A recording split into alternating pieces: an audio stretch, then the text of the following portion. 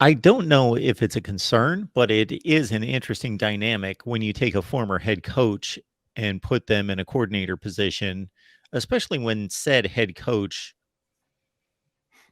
led a huge program. Like they weren't a head coach at a G5. They were Hmm. the head coach at Nebraska or the head coach at Florida, Hmm. and now they're subservient to a head coach. I just Yeah, but I mean, like those guys were, now I would say it would be easier maybe for Frost than Mullen because his head coaching tenure was shorter.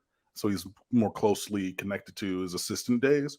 And in terms of just chronology, like he's younger. So if he's trying to get back to a big chair somewhere, it would be more of an incentive for Frost to come and sit second chair and then, kind of go to the Mario Cristobal satellite campus of the Nick Saban School for Wayward Coaches, and then continue up to get a head coaching job somewhere else. So, I mean, but hey, look,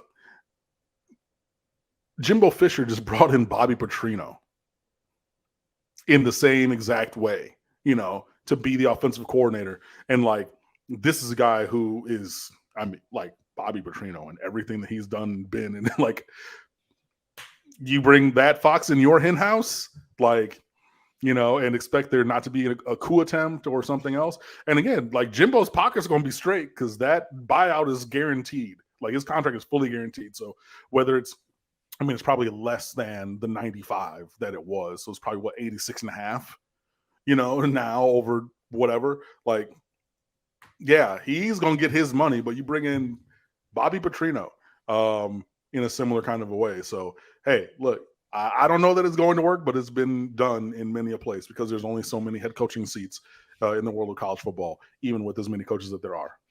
yeah, Petrino brings a whole potential list of concerns. Oh, yeah. Mullen with Mullen, it's more like I would understand Dan Mullen. Certainly nobody's holding a gun to his head. He would accept the job and take it on as offensive coordinator, but kind of be comparing himself to the head coach Oh, yeah. because he did not have an unsuccessful run at Florida. He basically had a bad season and some strange occurrences. He I he mean, took over debatable. he took over like a 4-win Yeah. team and elevated them. New Year's Six Bowl, New Right. Year's Six Bowl, New Year's Six Bowl, 3 consecutive? Yeah, 3 consecutive New Year's Six Bowl, Mhm. has 1 bad season, and then he's gone. Yeah, but And recruiting that's wasn't after where it a needed to healthy be. run at And Mississippi State. I'm just talking about the mindset of somebody like that right. thinking, "I'm probably better than this guy I'm coaching for." I mean, Bobby Petrino was actually doing good things at Arkansas until Oh, his absolutely. Yeah. motorcycle skidded, 2 like top 10 finishes. that's Yep. what I'm saying. Like, but you can look at the same thing, elsewhere. But um, yeah, it would be interesting. I mean, Dirty Kane thing saying Dan Mullen, no thanks. Hey, okay, like I get it. I completely and totally get it. But also, I just want to throw out there that we have, and Chris Mitchell. I was just going to get to that point. Mullen hates recruiting. That's a foundational act in a Mario Cristobal program. You like Bud Elliott when he was talking about the Miami class on CBS Sports HQ today, I believe is what it's called. And said, yeah, like Mario Cristobal works tirelessly at recruiting, and he makes and requires his staff work tirelessly in recruiting. And then you have Chris Mitchell's comment about Mullen hating recruiting. Water and oil, they do not mix. You might shake it up and make a nice little vinaigrette for a time, but those will separate. Like, never will the twain meet. So, yeah, that right there is my biggest thing. If you're not going to love recruiting, if you're not going to be all in on talent acquisition, along with, the coaching and developing and retention and but if you're not going to be 10 toes down and out there all the time in the world of recruiting, you're not going to work for Mario Cristobal. And I think that more than anything is the thing that would be the issue that would keep the two apart. I don't pretend to know, and I'm not just trying to be the contrarian here, but I think sometimes these reputations are kind of molded out there and then they kind of take off, and really 95% of the people that believe what they believe out there only believe it because that's what everybody else is saying.